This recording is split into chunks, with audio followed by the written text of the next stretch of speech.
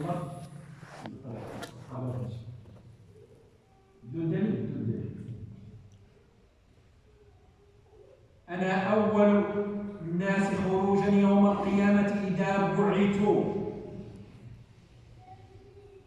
حينما يبعثهم الله تبارك وتعالى أول واحد يخرج من الأرض هو رسول الله صلى الله عليه وسلم، وأنا خطيبهم إذا وفدوا.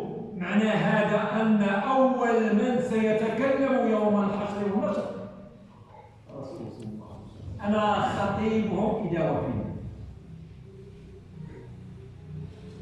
الذي سيتكلم بلسان البشر، بلسان الأولين والآخرين، بلسان الأنبياء والمرسلين.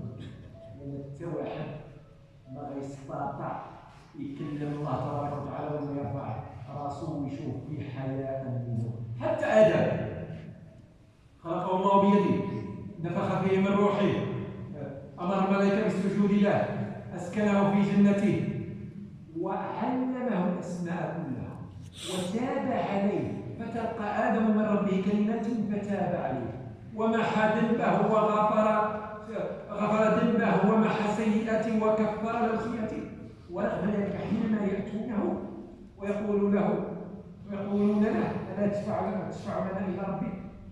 فيقول لست لها، نفسي نفسي، إن الله أمرني أن لا أكون من تلك الشجرة فعصيته ولا أستطيع أن أرفع رأسي فيه حياء منه.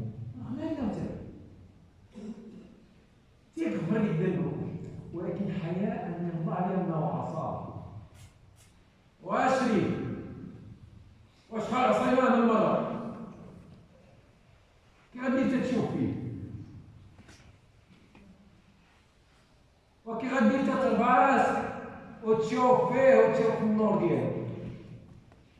وعاد راسو ملي غتلاقى معاه يقول لي راني من أمتك. أنت من أمتك، ما كذبتي، ما سرقتي، ما دخنتي، ما درتي مصائب، الدنيا هذه يلا عاود. اش غنقول؟